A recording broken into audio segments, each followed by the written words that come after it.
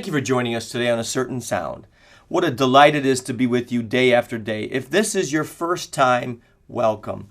We're glad you joined us.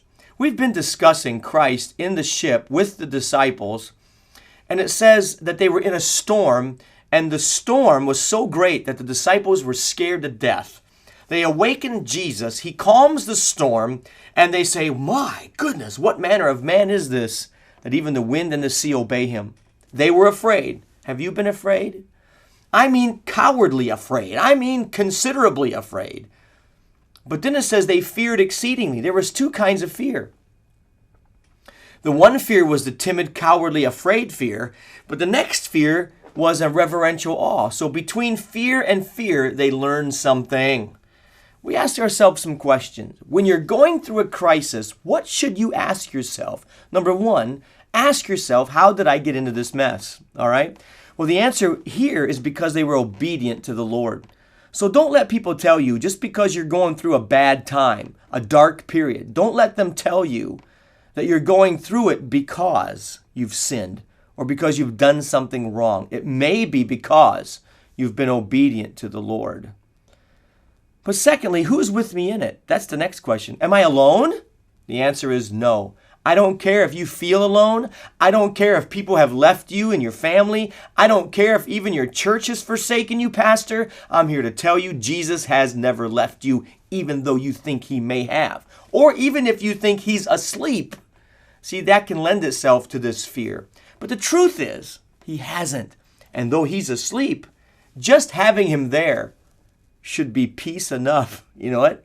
We notice he is there. And we notice three things about him being there. Number one, his presence is there. Number two, his peace is there. He's a peaceful Jesus. He's a present Jesus. But he's a perceptive Jesus. What do you mean? Sensitive. I perceive. In other words, he perceives the cry of the human heart. He perceives that these men are afraid because they're awakening him. He's sensitive to their cry. What are you saying? Well, here he is asleep. The wind doesn't awaken him. The storm and lightning and thunder doesn't awaken him. But the human heart does. He always is sensitive or perceptive to the cry of the human heart. May we be that way. May we be that way. I want to be sensitive to the cry of the human heart more than I want to be sensitive to my circumstances around me. If you'll have Jesus as your Savior, you can go through circumstances and they won't bother you because you'll have Jesus in you, and that will create in you a perfect peace because your mind is stayed on him. Now the next question is, why did we go through this? Why are we in this storm? What a question. Well, let me give you a few answers. One answer is this. I learned this. If Jesus is in my boat, this is one of the lessons I learned. This is one of the things I learned is why I might be going through it.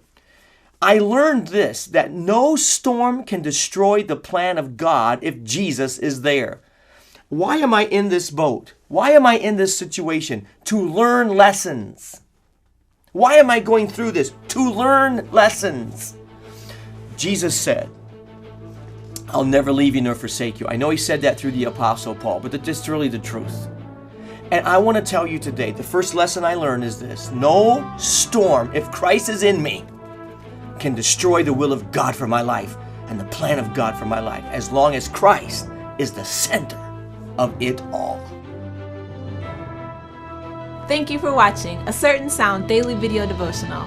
Be sure to sign up for the iTunes podcast or daily email of A Certain Sound when you visit us online at www.acertainsound.com. A Certain Sound is a ministry of Word of Truth Christian Center in Bowling Green, Ohio. On behalf of Word of Truth Christian Center, I'm Sonetta. God bless, and we'll see you tomorrow.